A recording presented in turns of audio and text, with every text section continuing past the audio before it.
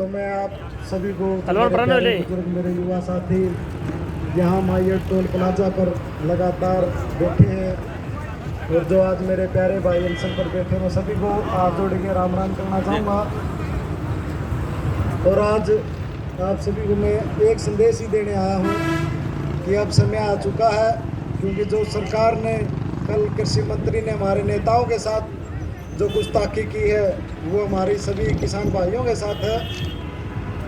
क्योंकि आप सभी को पता है कोई भी सरकार वार्तालाप करे, वार्तालाप एक ऐसे सभ्य माहौल में होती है जिसका समाधान निकालने की तरफ सोचा जाता है, लेकिन हमारी मोदी सरकार सिर्फ हमें धमकाना और डराना चाहती है। जैसे 2016 के जो दंगे किए गए थे जाट आरक्षण को लेकर, उसमें भी एक कल बहुत बड़ा खुलासा हुआ। हमारी कमेटी के सामने एक लड़का पकड़ा गया, उसने सभी बातें कबूल की कि आने वाले समय में 26 तारीख को हमारे आंदोलन की रूपरेखा में उनका क्या हस्तक्षेप रहेगा। और उसके बाद वो लड़का पुलिस को दे दिया गया और उसके बाद एक उसकी स्टेटमेंट आती है कि मेरे पे किसानों ने सारी बातें झूठे लफ्ज़ों में निकलवाई है। तो आप लोग सोच सकते हो कि हमने चाहा कि पुलिस दूध का दूध और पानी का पानी करेगी, लेकिन कुछ नहीं, क्योंकि सरकार की पुलिस से सारा सौदा मिला जुला चल रहा है। तो आप सभी भाइयों से एक ही अपील है कि हमारा आंदोलन बड़े सभ्य तरीके से और बड़े शांति से लगातार चला रहा है। तो आने वाले समय में भी हमें जितने भी शरारती तत्व आप लोगों की नज़र में आए, आप लोग अपनी कमेटियों को, अपने नेताओं को आगाह करें।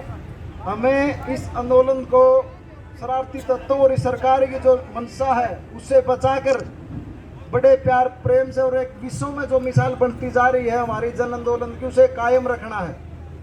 तो आप सभी से ये अपील है कि 26 तारीख से पहले हो या बाद में जितना भी हमारा आंदोलन लंबा चले, क्योंकि इतना मोदी नहीं मानने का, सरकार वापस नहीं हटेगी तो हम भी वापस हटने वाले नहीं हैं। हम लगातार मेहनत करते जा रहे हैं और लगातार करते रहेंगे।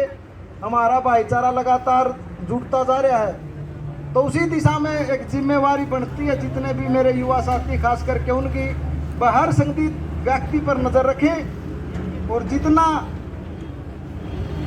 शांति के साथ में, प्रेम के साथ में और बड़े के आशीर्वाद के साथ में हमारे बुजुर्ग जो हमारी ड्यूटियां लगाए उन पर भी हमें खरा उतरना है। तो आप सभी भाइयों से यही एक छोटी अपील करने के लिए मैं आज माइयर टोल प्लाजे पे आया हूँ। अब मैं आप लोगों को क्या करें, बोला हमारे देश में सुभाष चंद्र बोस जी की जयंती भी है और उनकी क्रांतिकारी मुहिम आप सबने देखी है। तो आज मैं सभी भाइयों से एक और अपील करूँगा। ये तो बड़ी अच्छी बात है कि आज जयंती के समय हमारा आंदोलन चल रहा है। तो मैं सभी भाइयों से यही अपील करना चाहूँगा कि आज सुभाष चंद्र बोस की तरह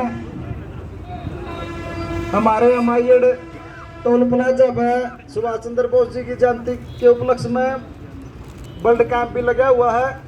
बड़ी अच्छी शुरुआत है और ऐसे क्रांतिकारी से हमें सीखने को बहुत कुछ मिला है। आज हम इस न्याय युद्ध की लड़ाई में, जन आंदोलन में हम ऐसे क्रांतिकारियों के विचारों को आगे चलकर सिर्फ यही कहना चाहेंगे कि हर घर गले आज इस समय इस टाइम एक क्रांतिकारी को बाहर होना चाहिए।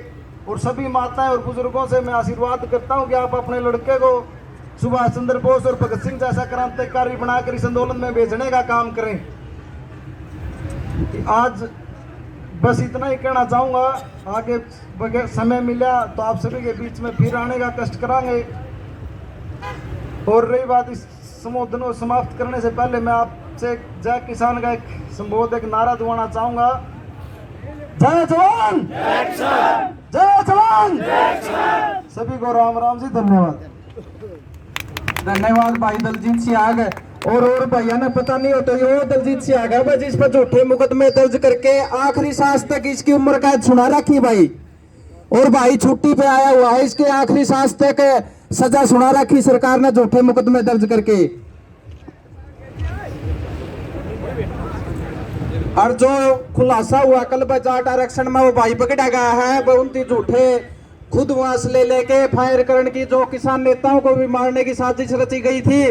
कल वो आपने टीवी पर देखा भी होगा भाई, हमारे 4 किसान नेताओं की सुपारी लेके उनको जान से मारने की जो बात रात को उसने कबूली भी है। और अब वो सरकार के पास जाते ही, पुलिस के पास जाते ही मुकर गया। बोला भाई ये तो साजिश किसान नेताओं ने रची थी। ये झूठे मुकदमे भाई दलजीत पे थे, वही साजिश का ये भाई दलजीत शिकार है। एक तो भाई मैं छुट्टी बात इस बार हम तो बताने ही भूल गया आप सब ने। राम राम जी।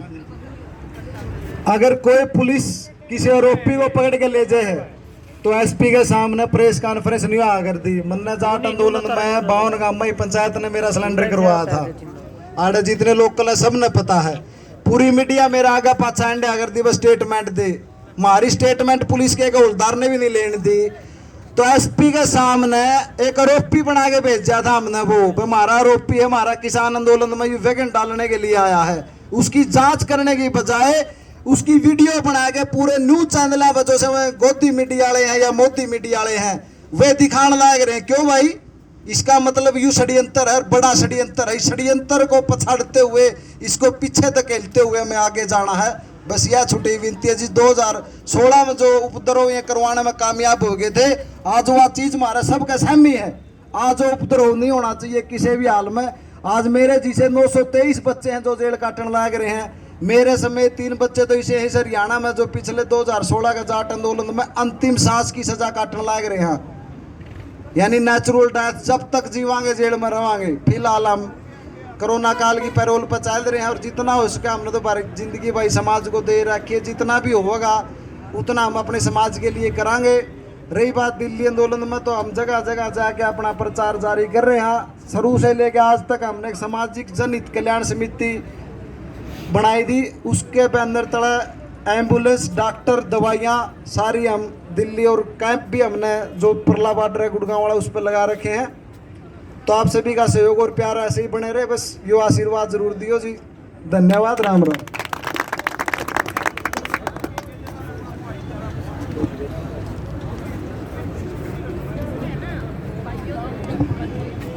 लो भाई की एक छोटी ही रिक्वेस्ट और आई है, एक छोटी बात और बोलांगे। तो सर छोटू राम जी जो हमारे किसानों के मसीहा रहे हैं, ये उनके लिखे शब्द हैं। दूसरे लोग जब सरकार से नाराज होते हैं तो कानून तोड़ते हैं, पर किसान जब नाराज होगा कानून नहीं तोड़ेगा, सरकार की पीठ तोड़ने का काम भी करेगा। ये तो करना ही पड़ेगा भाई। नींद ने हाल मारे मारे कर रखे हैं। आगे तो और चक्की में आ जियो, ये बाबे वाले कच्चे वाले नहीं आओगे। धन्यवाद भाई दलजीत सिसाई।